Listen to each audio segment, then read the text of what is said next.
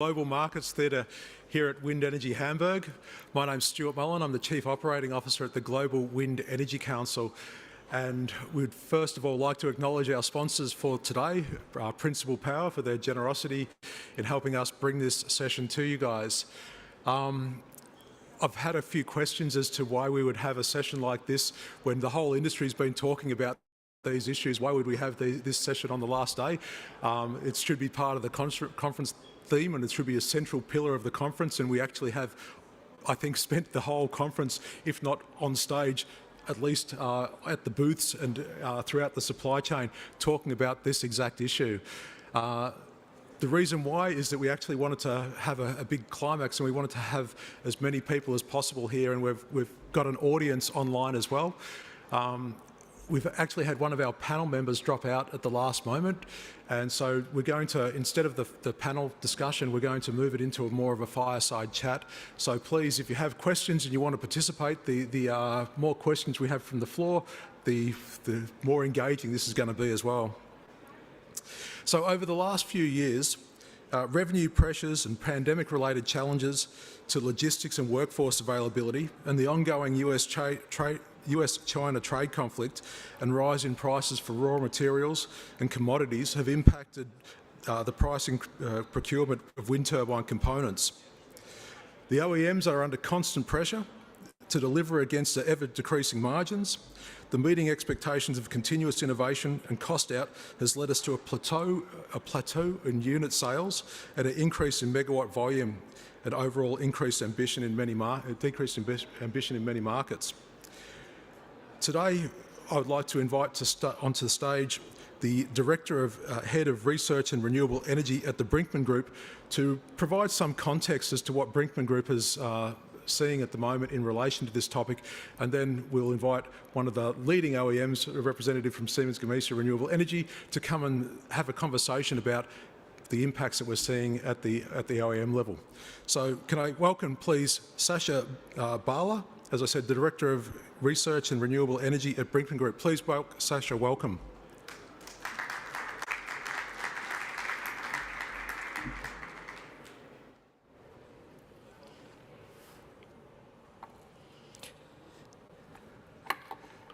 Good afternoon, everybody, and thank you for GWEC for having me here.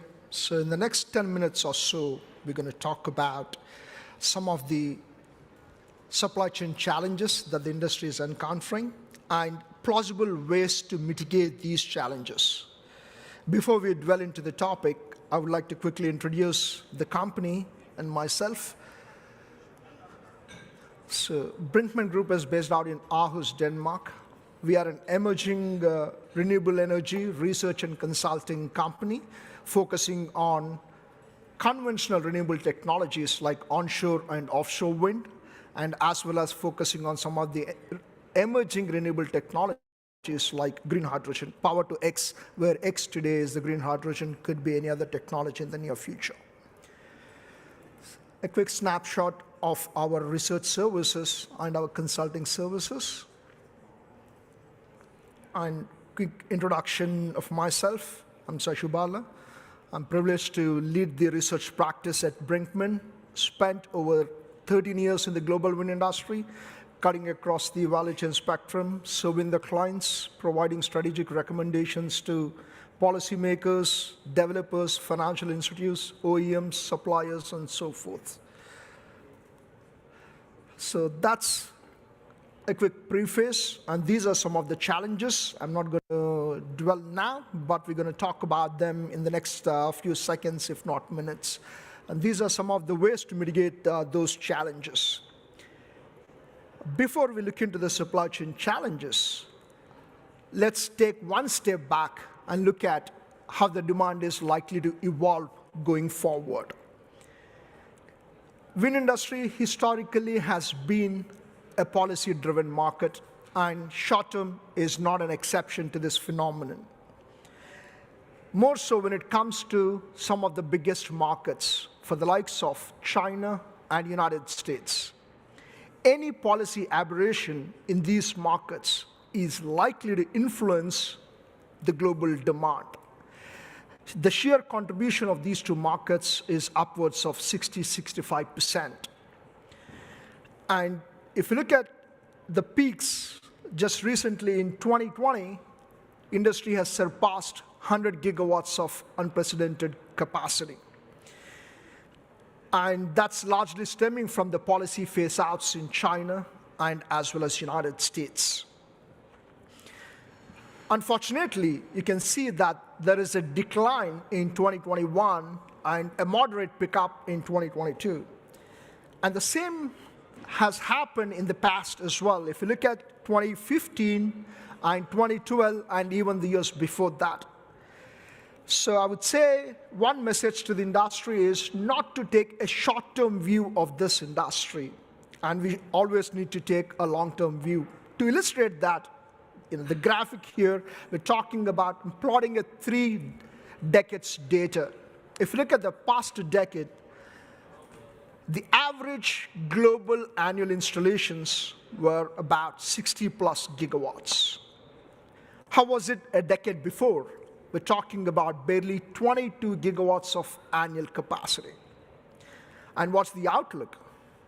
It's a whooping 150 gigawatts of capacity. So we are entering into a demand which is going to more than double in the decade compared to that of the past. However, that does not refrain us from facing the challenges in the near term. And what are those? If you look at to the graphic on the right or the left of yours, when you're sitting and facing me, you can see that the global, excluding China, the market is expected to remain flat or probably marginally decline.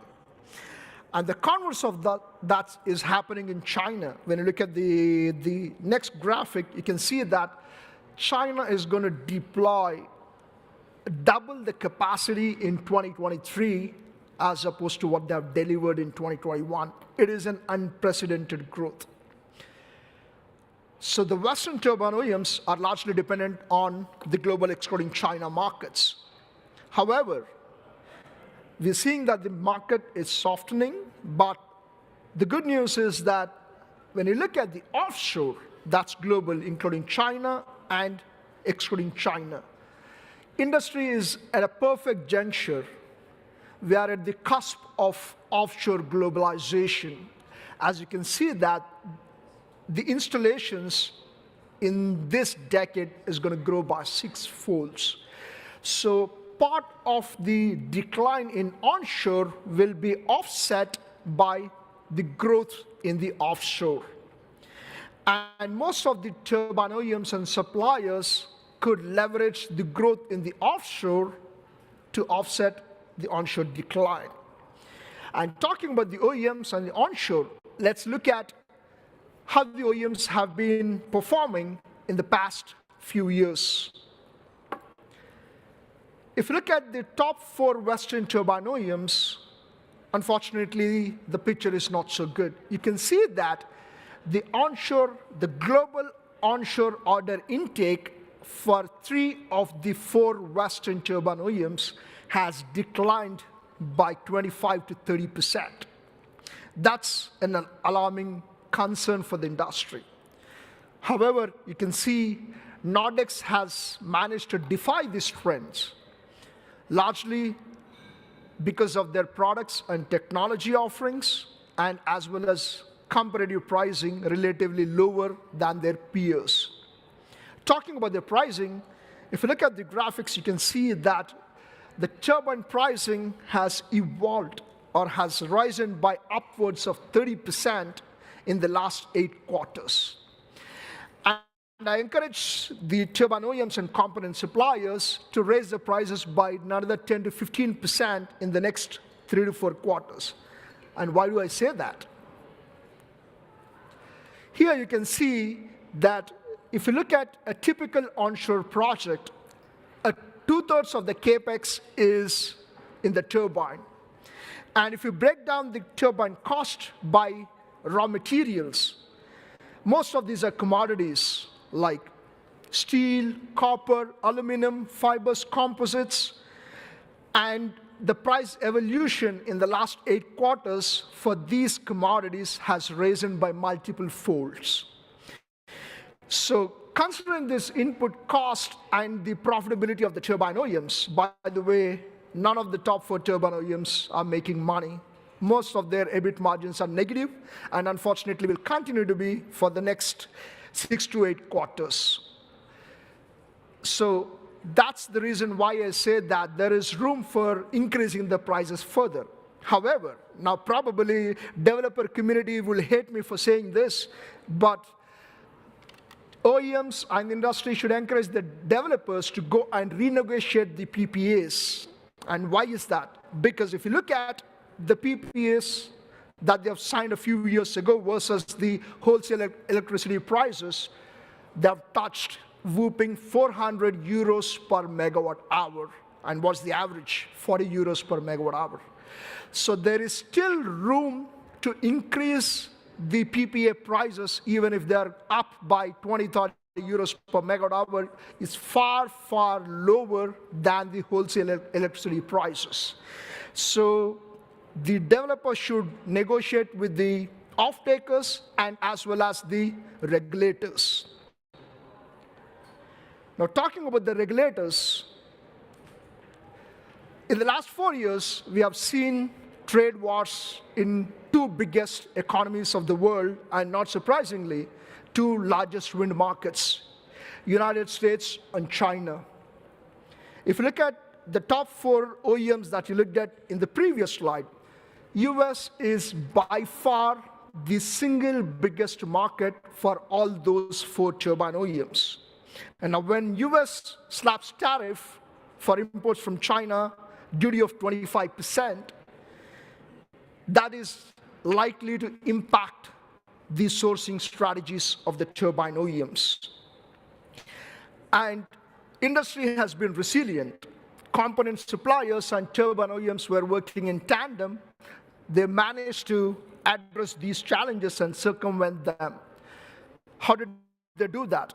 They have been scouting for best cost countries in the past to optimize their supply chain footprint and as well as cost. And they're also harnessing alternate supply chain hubs because to mitigate any unforeseen supply risks that we have seen with the trade wars between US and China. As you can see, I picked 2 components, the gearboxes and the blades. But if I plot the same or the similar data for rest of the turbine components, you'll find a similar trajectory. So the component imports into the United States from China has been decreasing over the years because industry has to find alternate supply hubs. So and it would continue to seek those opportunities in order to be cost efficient, not least at the times when margins are under pressure. So what are the component suppliers doing or should do in order to address some of these challenges? So I would conclude by talking about the component suppliers. What should they do going forward? Historically, companies have been focusing on cost out initiatives. You should continue focusing on those. However, we should step back and try to look at focusing on value creation rather than just cost out. How we do that? I'll bring back the graphic again, the one that you saw 2 slides previously. However, this time it is split by, instead of raw materials, I'm splitting it by turbine components, the capital components. As you can see, some of the tier 1 component suppliers for the likes of ZF and WindEnergy, they have been very proactive in this space. They're emerging from a component supplier level to becoming a system supplier.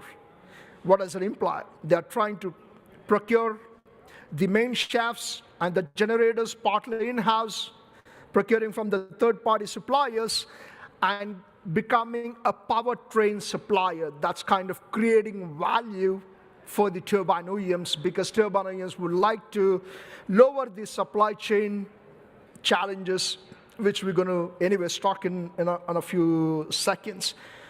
So that is a great example of how we could create value for the customers or the turbine OEMs in this case. And another good example is if you look at companies like Gurit, 4 years ago, they acquired the core material Kitter JSB. And just beginning of this year, they acquired the carbon pultrusion supplier Fiberline.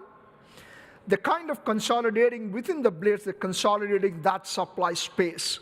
So I would say there is ample room in the turbine supply chain where companies could emerge as component suppliers and create value. With that, I would conclude my session and hand it back to Stuart. Thank you. Thank you. Thank you. Sashi, please take a seat. Yeah. Thank you very much for that, Sashi. That was very interesting. I'd like to bring to stage now the Head of Strategic Procurement from Siemens Gamesa Renewable Energy, Mr. Iskander Tarabulsi. Iskander.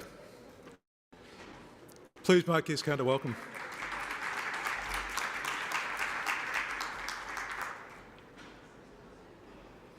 So first of all, I've got no sound, good. So first of all, Iskander, you've just listened to a 10-minute presentation about the supply chain, about the internal and external challenges. First of all, do you see that picture? Does this reflect the reality? Yeah, definitely. We definitely see the picture. Of course, the challenges on the supply chain, everyone knows it. But our also challenge, as we have seen in the first slides, is that there is a big expectation of volume growth in the next 5 to 6 years.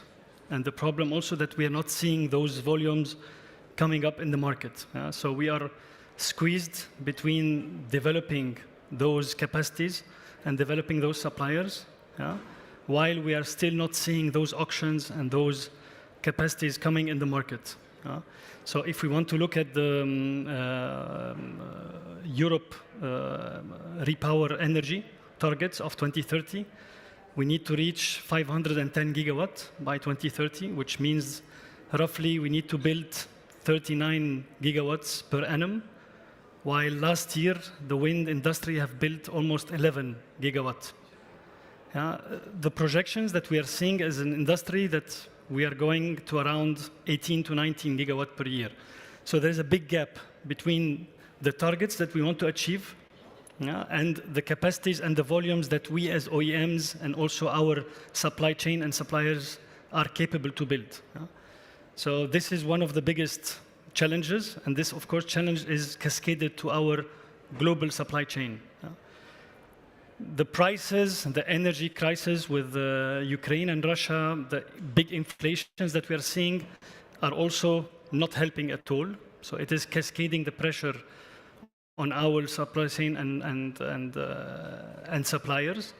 And we are seeing a big risk, right? We are seeing that most of our suppliers, they are not able to price long-term agreements. They want to pass through all the risk. And some of them are also putting a lot of risk adders, a lot of inflations in their prices, which is not helping us, neither them, because it's either that they are downsizing their capacities, and we're already seeing in the market suppliers downsizing their capacities because they are simply losing money. We're seeing also steel mills already downsizing. Some of them also we're expecting them to shut down. So there is a lack of capacity in the market. This is one thing. And the other thing, of course, if they are overpricing their costs to us, we will not buy. We'll have to find alternative solutions. So we have to maintain a sustainable and global supply chain. Just digging a little bit further into the lack of capacity, and you see the targets that are coming up.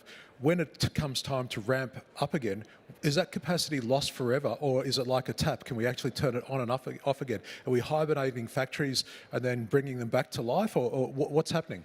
No, it takes, in some cases, when we talk about large steel fabrications, when we talk about castings, towers, it takes more than 2 to 3 years to ramp up those capacities. It takes a lot of investment and capex. And these kind of decisions, we are discussing them now, and we need to take fast decisions. The problem that those auctions and those volumes are not there in the market. So we and our suppliers are developing ideas, but we need support and we need focus from policymakers and governments to really launch and make those capacities available, because it takes 2 to 3 years to ramp up those capacities, and it takes, in some cases, more than 100 millions of capex investment. Given the inflation also that we are seeing, the cost is increasing, so the capex investment is quite high, and it's not helping us also to take those decisions faster and ramp up our factories to those capacities. Thanks. And I'm not sure, I don't want to put you on the spot from Siemens Gamesa here, but Sasha, you said that you encourage the OEMs to renegotiate with the developers. That's your, are you seeing that that actually is happening in practice? Is Brinkmann actually seen that anywhere, and has it worked? It's definitely, I think we have seen that, some of the developers, I would refrain from mentioning that, but they're going to the energy regulators and trying to renegotiate the PPAs that they have signed during the auction schemes, because they are unsustainable today. And I think everybody in the industry has to make money, and we have to grow as a healthy and profitable industry. And we have seen casualties in the past in the supply chain. And if we were to look at the profitability across the wind value chain, it's the upstream companies, that's the turbine OEMs and the suppliers, are having wafer-thin margins and negative in most cases, while the downstream communities, which are the developers and the asset owners, their profitability has also dwindled, but they're still much better off compared to that of the turbine OEMs. So the profit margins have to be shared within the industry, irrespective of the business models.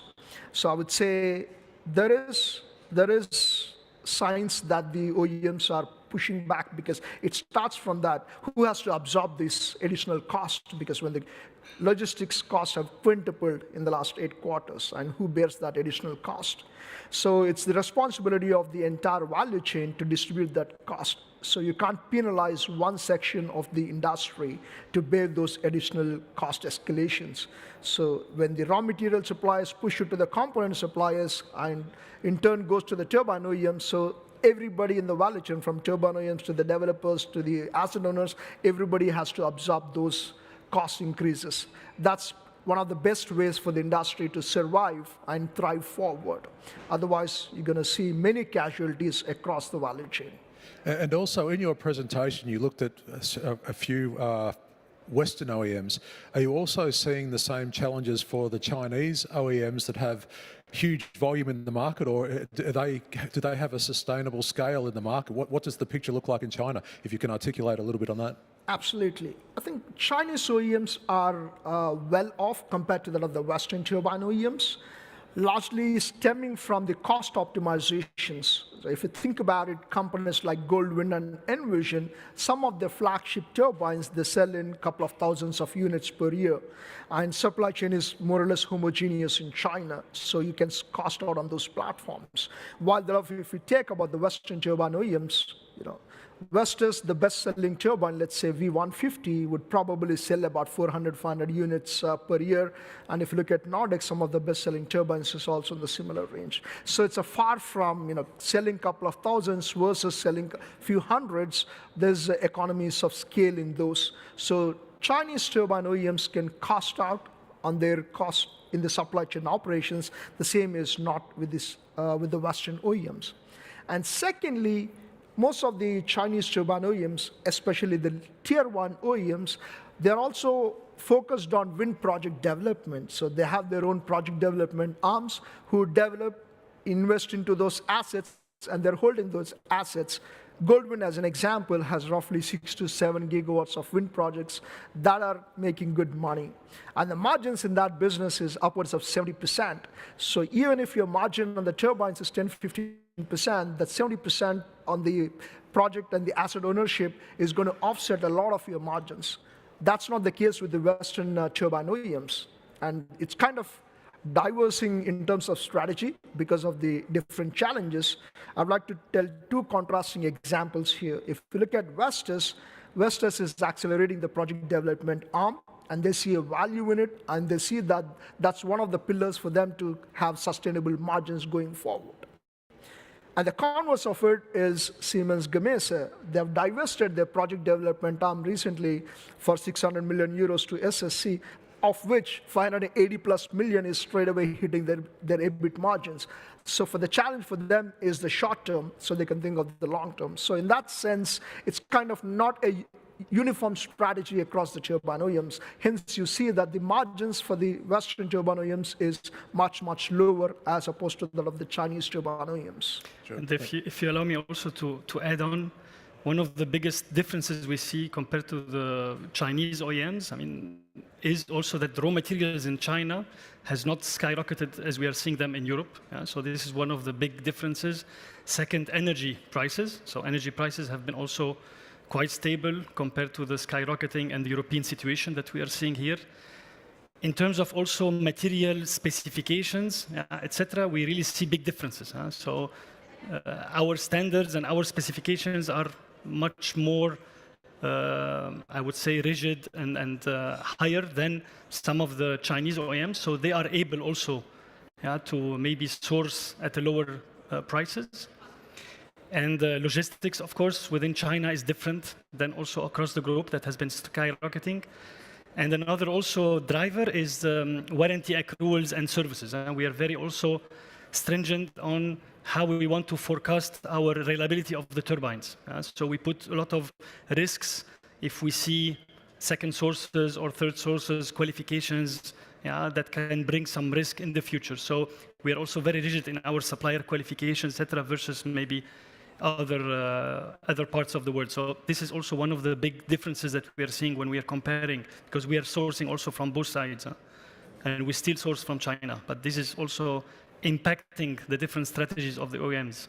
Yeah, that's really fascinating. I'd like to look at some of the other challenges that you've faced over the last year or so. I mean, we have Russian invasion of Ukraine, we have a pandemic.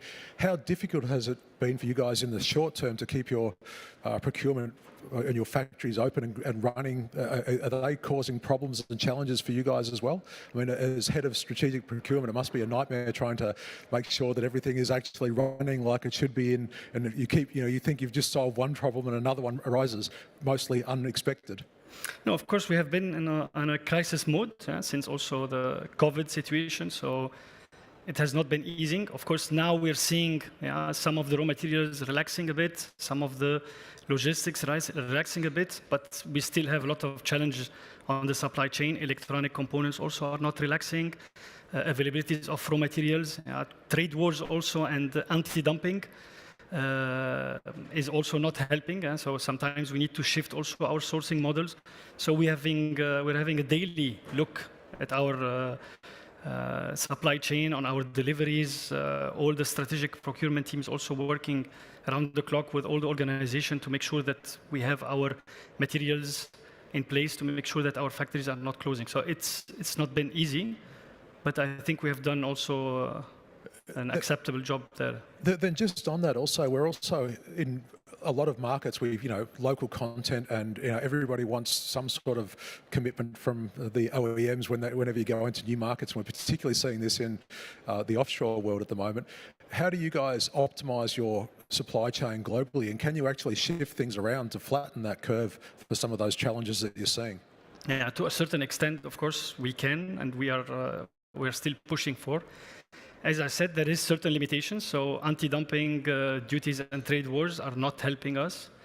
Localization requirements also are not helping us. We still have in the US, in other markets, a lot of localization requirements that are making also our costs higher, are pushing us to go into single source in some situations, which is not very healthy for the supply chain and the negotiations, because we have to be competitive. We have to ensure that we have a sustainable and competitive supply chain.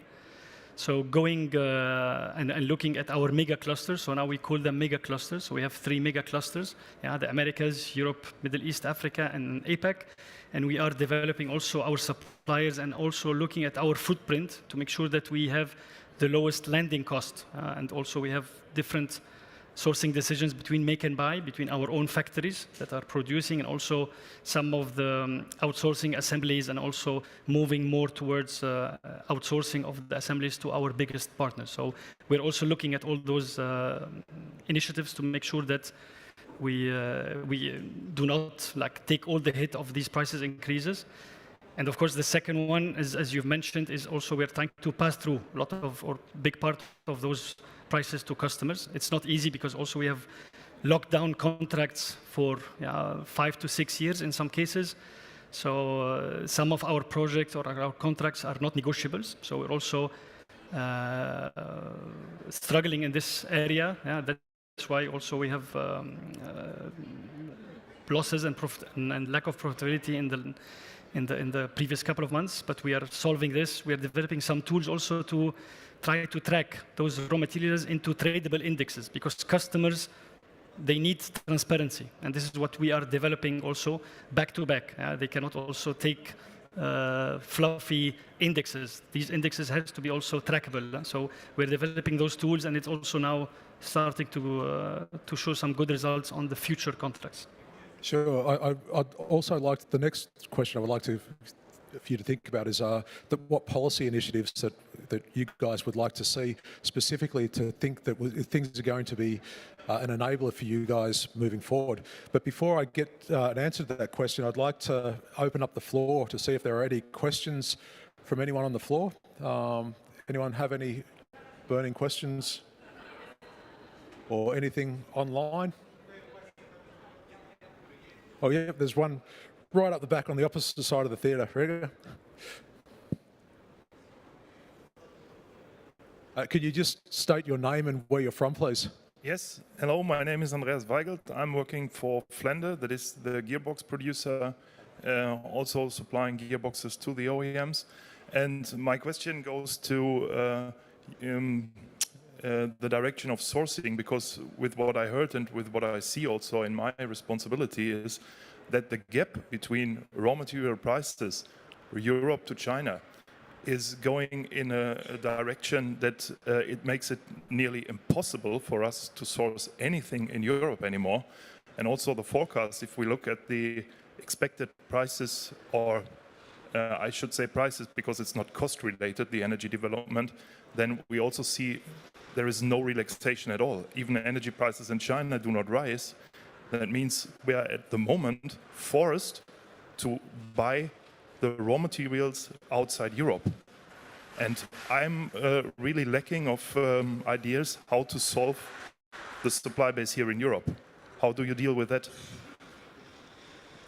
Should I you want to take this? that one first, Skander? Yeah, so I think it's a very valid question, and this is what we are also asking also support from policymakers.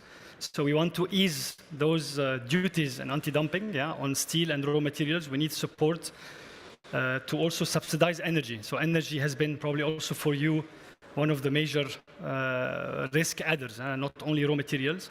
So one of the initiatives that we're also pushing for is to subsidize or cap energy. I mean, if we don't cap energy, it's not only that the cost is high and we cannot compete, it's the fact that also our suppliers cannot invest in the future, cannot build capacities, and we also cannot provide those capacities. So I think those two areas, subsidizing probably energy and relaxing the duties, etc., to make those capacities to reduce the cost in Europe.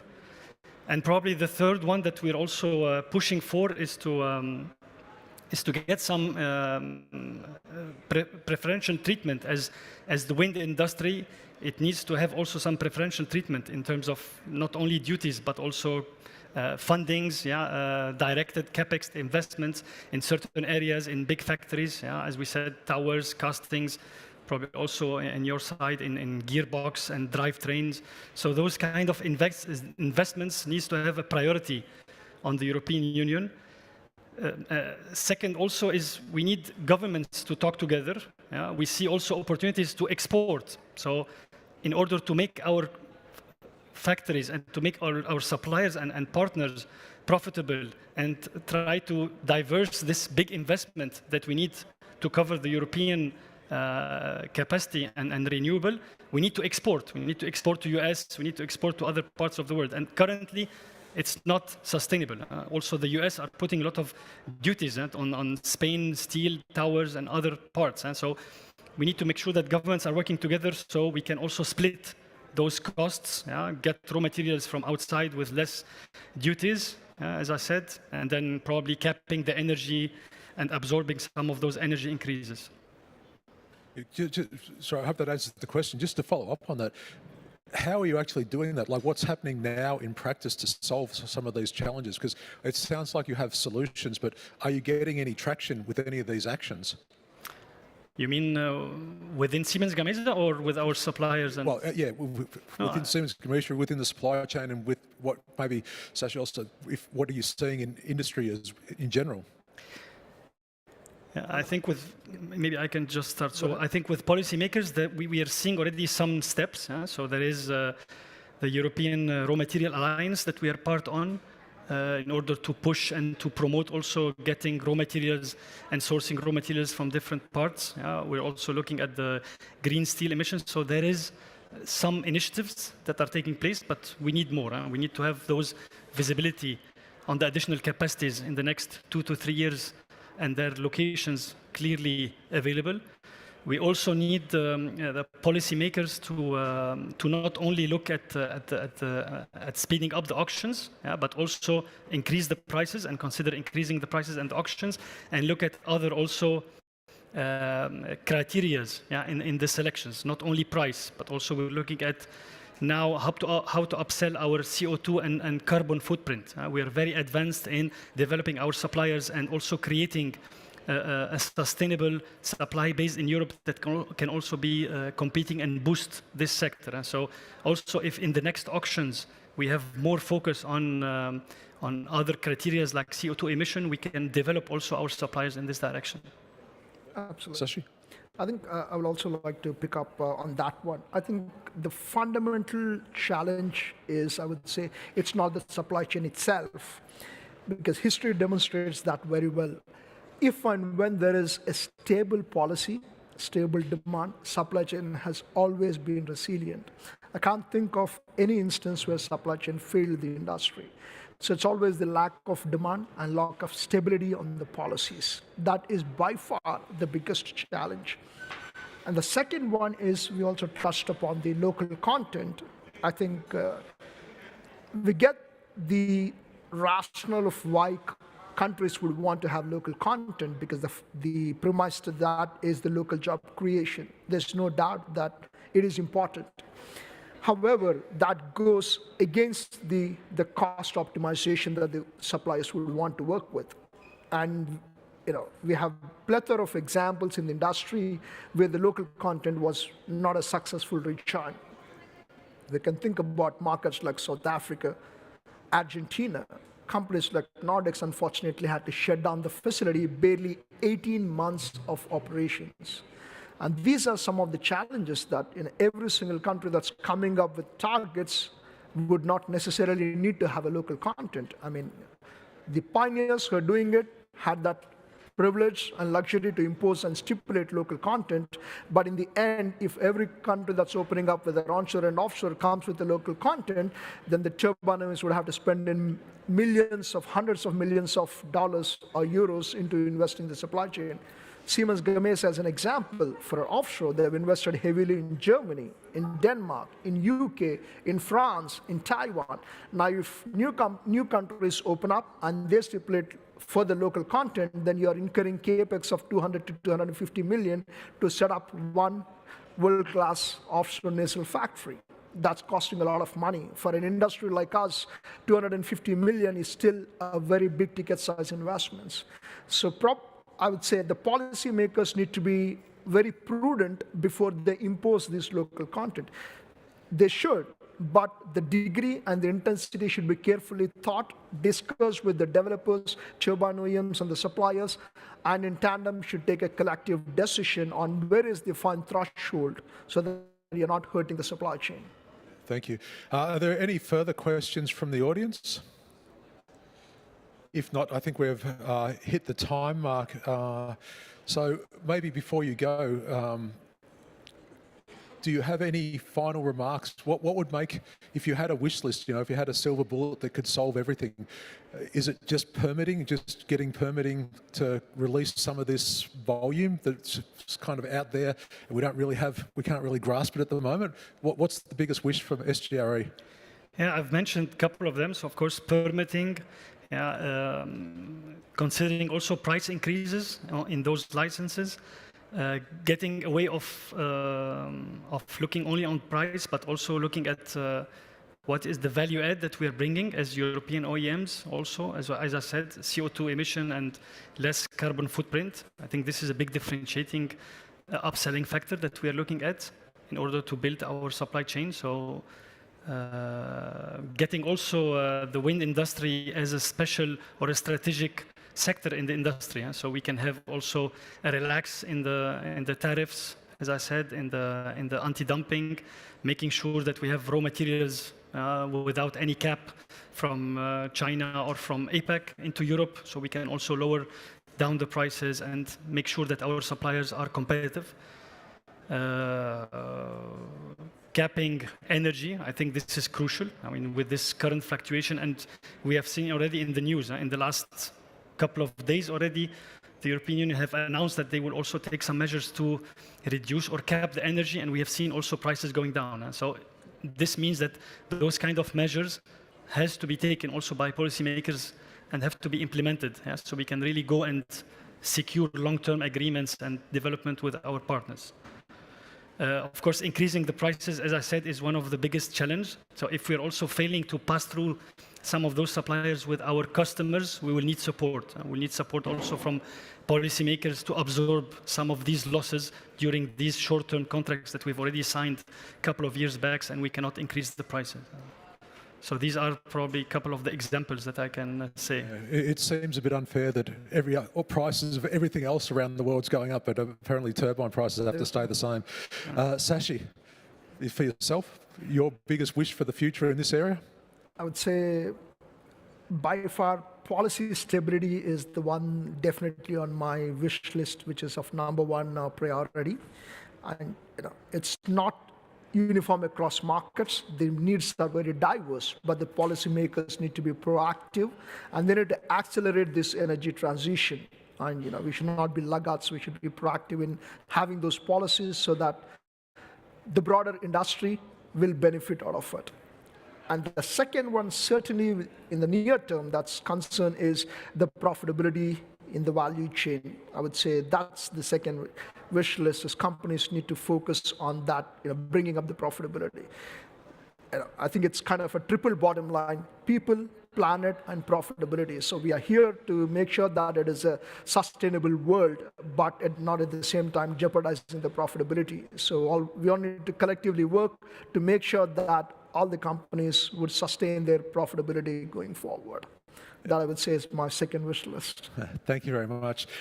So that concludes our panel. So thank you to those online, thank you to those on the room, and thank you very much for our two speakers today.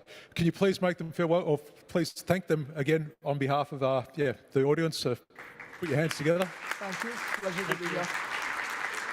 And we have our last session starting in about 5 minutes or 10 minutes time from now on sustainability. So if you're still here, stick around and